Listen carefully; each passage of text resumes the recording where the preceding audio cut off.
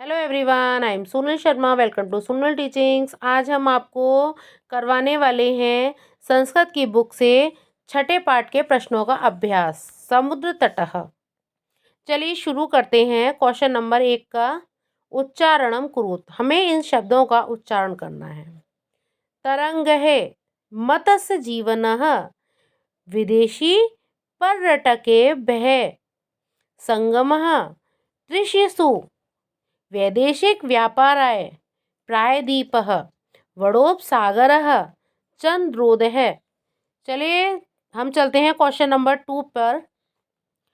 अधोलिखितानां प्रश्नानां उत्तरम लिखत। हमें इसमें उत्तर लिखना है। ये है क्वेश्चन आंसर। चलिए शुरू करते हैं। पहले क्वेश्चन के क पर चलते हैं हम। जनाः काभिः जल विहारम कुर्वन्ति।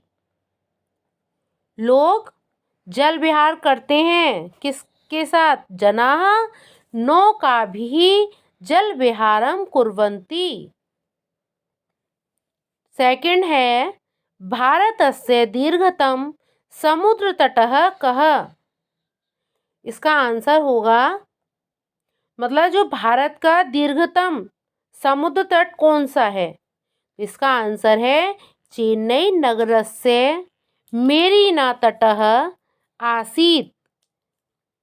नेक्स्ट है जनाः कुत्र स्वरै विहरन्ति। तो लोग कहाँ घूमते हैं बिना रोक टोक के? जनाः मुंबई नगरस्य जुहू तटे। जुहू तट पर किसी भी समय घूम सकते हैं। नेक्स्ट है बालकाः बालुकाभिः किम रचयन्ति। जो बच्चे हैं, लड़के लड़कियां हैं, वो बालू से क्या करते हैं? बालू का गृहम। इसका आंसर होगा बालू का गृहम, मीन्स बालू का घर बनाते हैं। नेक्स्ट है कोची तटः केभ्यः ज्ञायते। कोची तट किसके लिए जाना जाता है? नारिकेल फलेभ्यः ज्ञायते। नारिकेल मीन्स नारियल के फल के लिए जाना जाता है, फेमस है। अब चलते हैं क्वेश्चन नंबर 3 पर। मंजूषातः पदानि चित्वा रिक्त स्थानानि पूर्यतः। अब हमें इसमें इन रिक्त स्थानों की पूर्ति करनी है, इन पदों को लिखकर। चलिए शुरू करते हैं 3 नंबर के क पर। कन्याकुमारी तटे त्रयाणां सागराणां संगम भवति। मतलब कन्याकुमारी में तीनों सागरों का संगम होता है। नेक्स्ट है भारत देशः इति कथ्यते। जो भारत देश है वो किसके लिए जाना जाता है? प्रायद्वीपः। नेक्स्ट है जनाः समुद्र तटम आगच्छन्ति। मतलब लोग समुद्र तट पर पर्यटक आते हैं, घूमने फिरने आते हैं। नेक्स्ट है बालेभ्यः रोचते। जो बच्चे हैं वो क्या करते हैं? क्रीड़ा करते हैं, मतलब खेलते हैं। नेक्स्ट है भारतस्य पूर्व दिशायाम अस्ति। भारत के पूर्व दिशा में क्या है? भारत की पूर्व दिशा में वडोपसागरः अस्ति। नेक्स्ट है क्वेश्चन नंबर 4। यथा योग्यम योजयत। तो इसमें हमें ये सही मिलान करने हैं। चलिए शुरू करते हैं। तो फर्स्ट है समुद्र तटः। तो इसका होगा कि समुद्र तट पर कौन आते हैं? पर्यटक आते हैं, तो इसका होगा पर्यटनाय। नेक्स्ट है क्रीडनकम, मतलब क्रीडनकम खेलनाय। नेक्स्ट है दुग्धम पोषणाय। दूध पीने से पोषण होता है। नेक्स्ट है दीपकः, दीपक से क्या होता है, दीपकः प्रकाशाय। नेक्स्ट है विद्या, विद्या है तो इसका होगा विद्या से क्या होता है, विद्या से ज्ञान बढ़ता है, तो इसका आंसर होगा ज्ञानाय। नेक्स्ट है क्वेश्चन नंबर 5। तो ये है तृतीया विभक्ति प्रयोगेण रिक्त स्थानानि पूर्यत।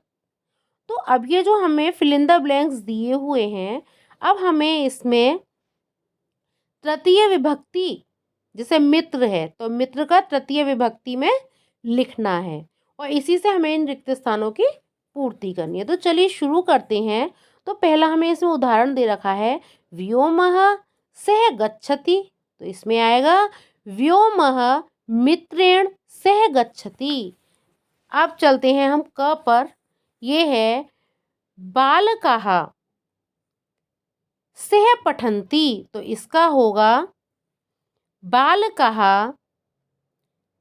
बालिकाभिः सह पठन्ति।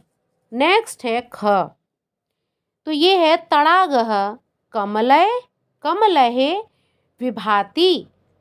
नेक्स्ट होगा अहमपि कंदुकेन खेलामि।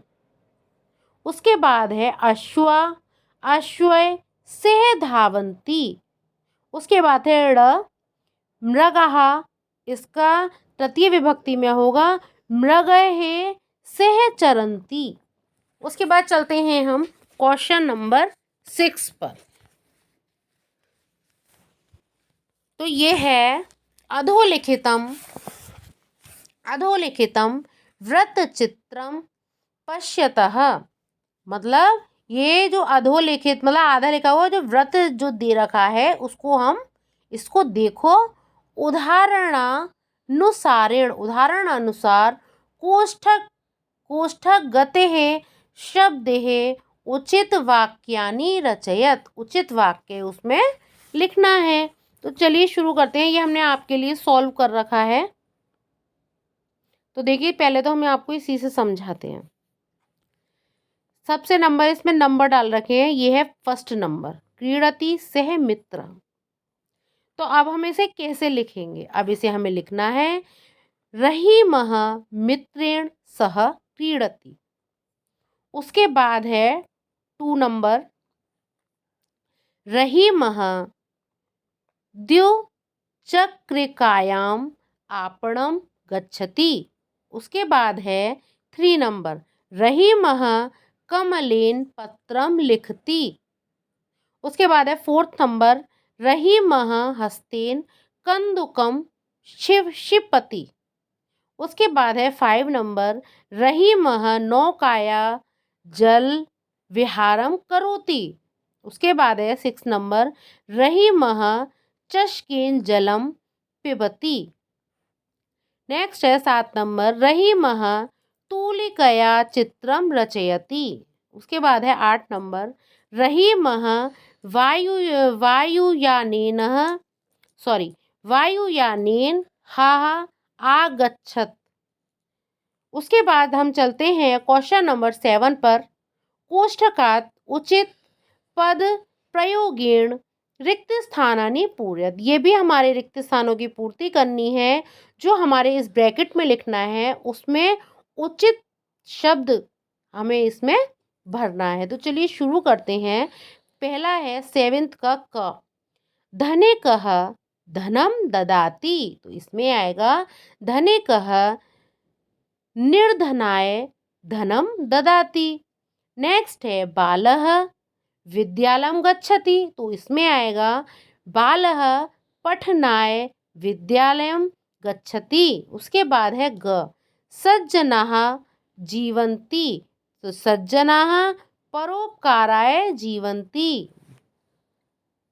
उसके बाद है घ, प्रधानाचार्यः पारितोषिकम यच्छति। तो इसमें आएगा छात्रेभ्यः। उसके बाद है नमः। तो इसमें आएगा शिक्षकाय नमः। धन्यवाद।